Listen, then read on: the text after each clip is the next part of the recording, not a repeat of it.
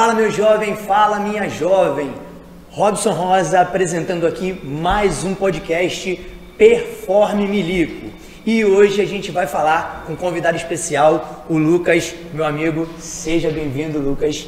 O Lucas vai falar um pouco para vocês da trajetória dele, desde o início dos estudos, da descoberta que era isso que queria na vida, né, ser militar, até hoje, o momento onde ele está vivendo os momentos finais, né, da aprovação. Colhendo os frutos, né? Colhendo os frutos daquele estudo, né, desse tempo árduo de trabalho, e vai contar para vocês como é essa sensação e como foi essa trajetória.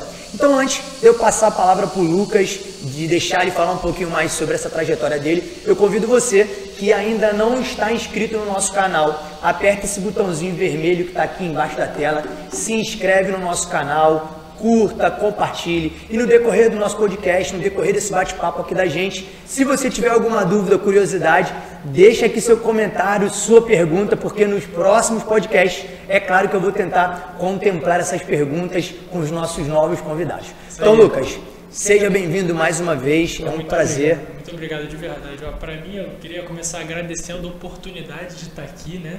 É muito interessante estar aqui porque, querendo ou não, eu sinto que depois de todo esse tempo de estudo, que eu já vou comentar quanto tempo foi, né? Eu sinto de verdade como se eu estivesse sendo reconhecido, né? É uma sensação muito boa, muito prazerosa, né? E também, rapaziada, é uma sensação muito estranha estar aqui no meu lugar agora, porque a gente assiste os vídeos, né? A gente nunca se imagina estando aqui, né? É uma sensação muito, muito boa. Muito obrigado de verdade por me dar essa oportunidade aqui hoje, de poder ajudar as pessoas, né? Elas também entenderem melhor como é esse processo do candidato, do concurseiro, né? E se eu puder ajudar com alguma coisa para iluminar a cabeça da rapaziada aí, pode perguntar qualquer coisa, fica à vontade que eu vou tentando aqui. Beleza, vou tentar contemplar algumas perguntas que esses jovens aí mandaram pra gente. Então, eu que agradeço a você, né? Agradeço por você ter aceitado o convite prontamente.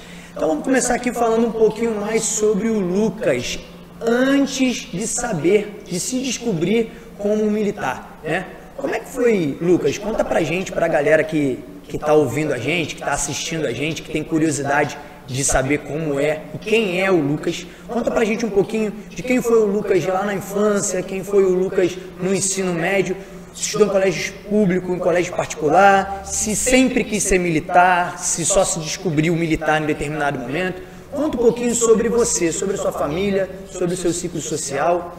Fica à vontade e fala um pouco mais sobre você aí pra gente. Pode deixar, vou falar.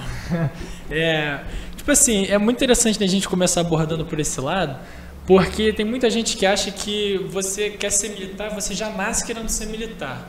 E não é bem assim, né? Eu, particularmente, eu fui me descobrindo que eu queria ser militar. Por exemplo, eu nasci numa família onde meu pai é um militar ferrenho, né? Tipo assim, ele tem os códigos de conduta dele, a disciplina dele, fui criado à base disso, né? De muitas regras, né?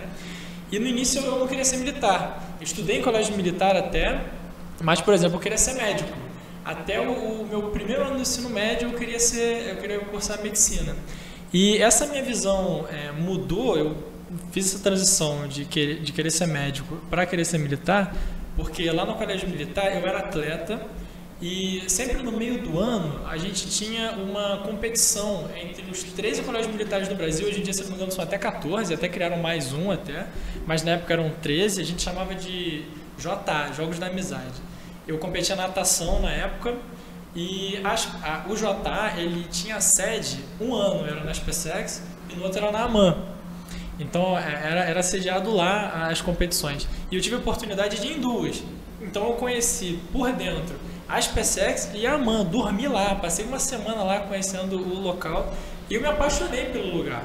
Lá dentro é uma cidade, é incrível as coisas lá dentro. E lá eu me encontrei. Eu acabei vendo algumas formaturas que teve lá também. Me apaixonei pelo lugar. E aí acabou que mudou minha cabeça. Então eu saí do foco de Enem, medicina e me descobri querendo ser militar. Esse foi o início da minha jornada para os concursos militares em geral. Isso no primeiro ano do ensino médio que aconteceu? Aí quando eu fui para o segundo ano, porque eu competi no primeiro ano e no segundo. Aí no terceiro eu não competi porque eu já estava estudando para os concursos. E eu me descobri aí. primeiro ano do ensino médio foi onde eu saquei que girou uma chave na minha cabeça, né? É aí que eu quero estar, é aqui que eu quero, né, fazer parte, né? É interessante saber isso, né, Lucas? Você está falando pra gente aqui. Eu conheço sua mãe há bastante tempo, né? É uma grande amiga, gente finíssima, e a gente sempre troca muita ideia sobre você e sobre o militarismo na sua residência, né? Tu tem um irmão, eu sei que você tem um irmão, e teu irmão tem um viés totalmente diferente do seu, né? Completamente oposto, incrível. E ele nada de militarismo, não gosta de nada de militarismo. E a gente sempre debatia, eu e sua mãe, e é por isso que eu vou te fazer essa pergunta, né? Você está dizendo que mudou a sua percepção de medicina, que era um ramo totalmente diferente do militarismo, para ser médico e para ser militar, a partir de uma competição que você disputou na AMAN, de ter vivido essa uma semana lá. Em casa, o seu pai e a sua mãe eu sei que não, mas eu quero que você diga isso. O seu pai em nenhum momento te influenciou, em nenhum momento falou, não, Lucas, ó, tem que ser militar porque é melhor, tem estabilidade, você vai ganhar bem.